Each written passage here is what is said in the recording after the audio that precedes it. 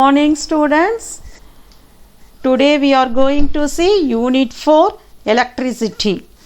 Learning objectives: differentiate between electric potential and potential difference, know about Ohm's law, infer what electrical resistivity and conductivity mean, understand about resistance of a material. In previous class we have learnt about electric current, electric circuit and electrical components. Now we are going to see electric potential.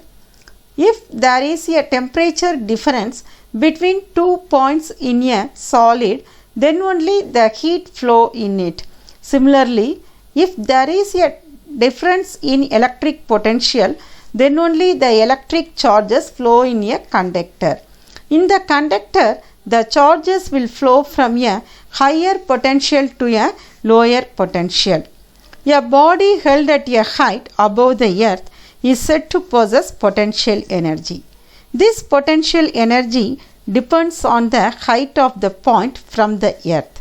So, the points in the earth's gravitational field have different potential values depending upon their heights. In earth's gravitational field, a body moves from a point of greater gravitational potential to a point of lesser gravitational potential. That is, the body is moving from greater potential to lesser potential. In an electric field also, we think of points to possess electric potential similar to gravitational potential. In the electric field, around a positive charge, a small positive charge moves from a point nearer to a point further away. These points around a charge are said to have a different electric potentials. When we place a unit positive charge near a positive charge, it will move away from the charge. If a unit positive charge is moved towards the positive charge, work has to be done against the electric force of repulsion. From this, we have defined the electric potential. The electric potential at a point is defined as the amount of work done in moving a unit positive charge from infinity to that point against the electric force. That is, the work is done to move a unit positive charge from infinity to that point against the electric force. Electric potential difference. You have moved a charge Q from a point A to another point B. From that, W be the work done to move the charge from A to B. Consider a charge Q is placed at A. A and B are 2 points in the electric field produced by the charge Q. W1 be the work done in bringing a unit positive charge from infinity to A. Now, the point A is said to be at a potential of W1 volts. If W2 joule of work is done in moving a unit positive charge from infinity to B, then the potential B is said to be W2 volts. In this point, B is at a higher potential than A, so the work done in moving a unit positive charge from A to B is W2 minus W1 joules, and this is said to be the potential difference between the 2 points. Potential difference is measured by using voltmeter. Now, let us see the definition for electric potential difference. The electric potential difference between 2 points is defined as the amount of work done in moving a unit positive charge from one point to another point against the electric force.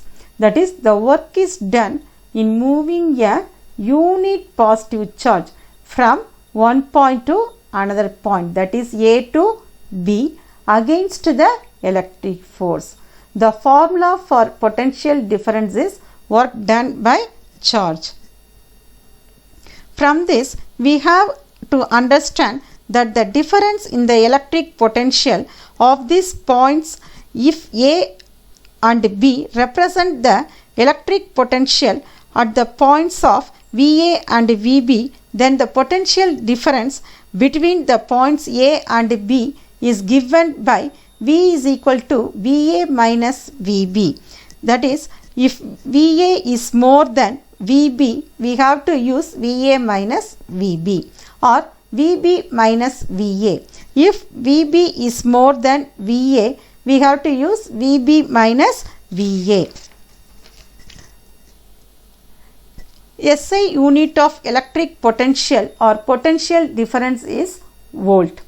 The potential difference between 2 points is 1 volt if 1 joule of work is done in moving 1 coulomb of charge from one point to another against the electric force. That is how we have to define 1 volt.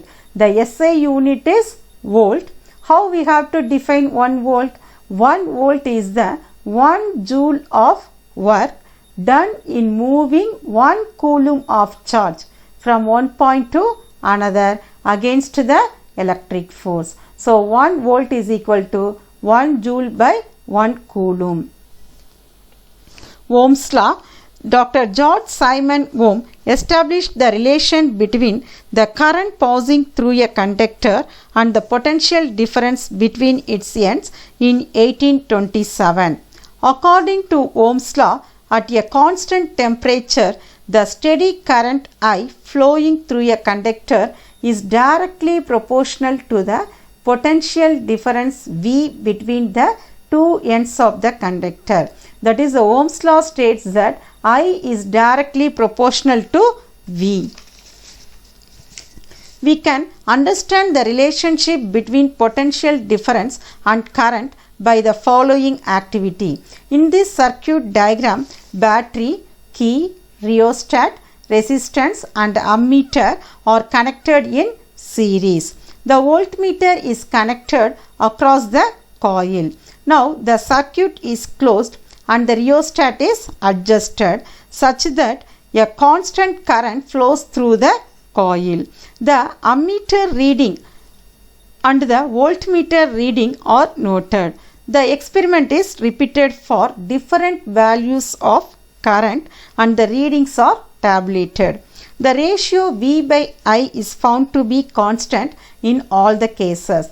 That is, for different values of current, the V by I is constant. This shows that I is directly proportional to V. I is directly proportional to V. That is, I increases, V also increases. If the current value is 2, voltmeter is 3, and then the second value of current is 3, the voltage is 4. So both of them are increases. Now I by V is equal to constant. The value of this proportionality constant is found to be 1 by R. So I is equal to 1 by R V. Now we have to find out V. V is equal to IR. This R is a constant for a given material, given resistance at a given temperature, and it is known as the resistance of the material. When we draw a graph between the potential difference and the current, we get a straight line. The potential difference V is proportional to the current I. The graph between V and I is a straight line for a conductor. That is, V and I is directly proportional. So we get the graph as a straight line graph. Resistance of a material. In Ohm's law experiment, nichrome wire was connected between X and Y. Now replace the nichrome wire with a copper wire and do the same experiment. You will notice a different current for the same value of the potential difference across the wire. That is, for nichrome wire, the value for potential difference 2, and then for copper wire also we have to find out the potential difference of 2. Now again replace the copper wire with an aluminum wire. You will get another value of the current passing through it. Already we know that V by I must be equal to the resistance of the conductor used. So the variations in the current for the same values of potential difference indicate that the resistance of different material is different. That is, the potential difference is same for nichrome, copper and aluminum, but the current is different for different materials. Why? What is the reason for this? It is due to the different resistance of nichrome, copper and aluminum. Now the next question arises in our mind, what is called resistance? Resistance of a conductor means the total opposition to the flow of current offered by the conductor. We already know that an electric current is a flow of electrons through the conductor. When the electrons move from one part of the conductor to the other part, they collide with the atoms and ions present in the conductor. Due to this, there is some opposition to the flow of electrons through the conductor. That is, there is some opposition to the flow of electric current through the conductor. This opposition to the flow of electric current by a conductor is known as the electrical resistance of the conductor. From this, we have to understand that the resistance of a material is its property to oppose the flow of charges and the passage of current through it. It is different for different materials. From Ohm's law, V by I is equal to R. The resistance of a conductor can be defined by using Ohm's law. The resistance of a conductor can be defined as the ratio between the potential difference across the ends of the conductor and the current flowing through it. Now, we define the resistance of a conductor by Ohm's law. The resistance of a conductor can be defined as the ratio between the potential difference V and the current I, that is V by I is equal to R. The SI unit of resistance. The SI unit of resistance is ohm and it is represented by the symbol ohm. Now, the resistance of a conductor is said to be 1 ohm.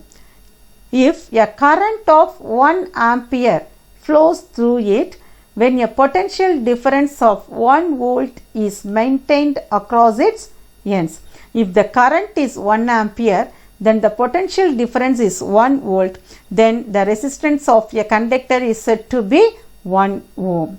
So, 1 ohm is equal to 1 volt by 1 ampere. Let us go to the next topic, electrical resistivity. When two resistances are connected in series, the resistance of the combination increases. By connecting two same wires in series causes a two-fold increase in resistance and the length of the wire is doubled. So, it is reasonable to assume that R is proportional to L, where L is the length of the wire. When two resistances are connected in parallel, the resistance of the combination decreases. By connecting two same wires in parallel causes the area of cross section of the wire is doubled. Now the resistance is reduced to 1/2 of its original value. So it is reasonable to assume that R is proportional to 1 by A, where A is the area of cross section of the wire. From this we have to say that the resistance of any conductor R is directly proportional to the length of the conductor L and is inversely proportional to its area of cross section of A. That is, R is proportional to L, R is proportional to 1 by A. So by combining these two equations, we get R is proportional to L by A. So R is equal to rho L by A. When you remove the proportionality, we use a constant term rho. It is called as rho, where rho is a constant. This constant is called as electrical resistivity or specific resistance of the conductor. Rho is called electrical resistivity or specific resistance of the material of the conductor. From the equation we have to find the value for rho. Rho is equal to RA by L.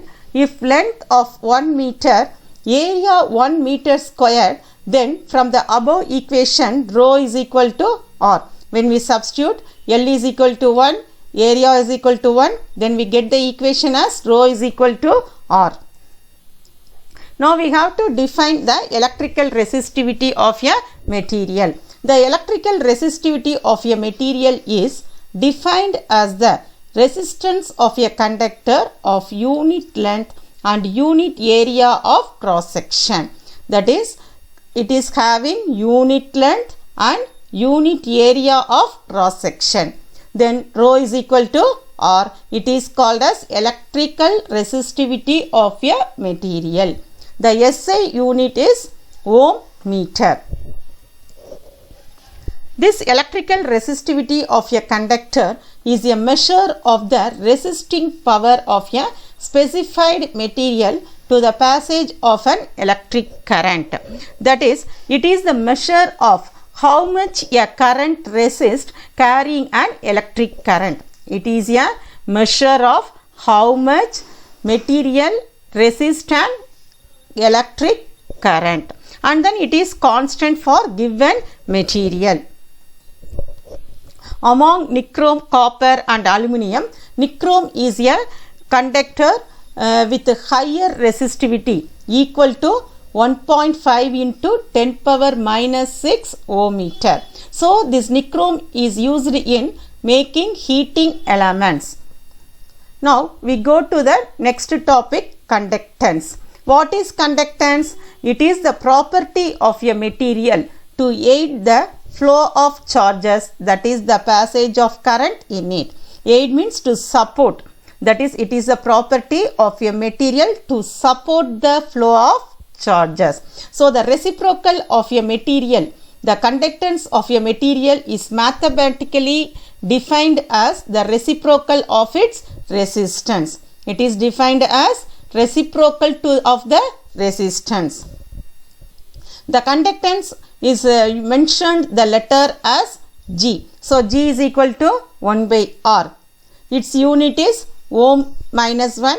It is also represented by mho. That is, conductance is the reciprocal of resistance. So we have to write the unit in a reverse mho. What is called electrical conductivity? The reciprocal of electrical resistivity of a material is called its electrical conductivity. Sigma is equal to 1 by rho. Its unit is ohm minus 1, meter minus 1. It is also represented as mho meter minus 1. Like resistivity, conductivity are also constant for given material. It is a measure of the ability to pass the current through it. Electrical conductivity of a conductor have a measure of its ability to pass the current through it. This conductivity is more for conductors than for insulators. Example, copper, aluminium, etc. Some other materials are non-conductors of electric current called insulators. Example, glass, wood, rubber. So the conductivity is more for conductors than for insulators. Then what happens to the resistivity? The resistivity is less for conductors than for insulators. In the table, the resistivity of some commonly used materials are given. Let us see what are they. Conductor. The conductors are copper, nickel, chromium. These are the material of conductor. Now we have to see the resistivity for copper. The resistivity for copper is 1.62 into 10 power minus 8 ohm meter. And then for nickel, 6.84 into 10 power minus 8 ohm meter. And then for chromium, 12.9 into 10 power minus 8 ohm meter. And then insulators. glass and rubber are insulators. For glass, the resistivity is 10 power 10 to 10 power 14 ohm meter. And then for rubber, 10 power 13 to 10 power 16 ohm meter. Now let us recall the topics we have learnt in this video. Electric potential, it is the amount of work done in moving a unit positive charge from infinity to that point against the electric force. Electric potential difference, it is defined as the amount of work done in moving a unit positive charge from one point to another point against the electric force. Ohm's law states that at a constant temperature, the steady current I flowing through a conductor is directly proportional to the potential difference between two ends of the conductor. Resistance of a material, it is the property to oppose the flow of charges. Electrical resistivity is the resistance of a conductor of unit length and unit area of cross section. Electrical conductivity is the reciprocal of electrical resistivity. Thank you, students.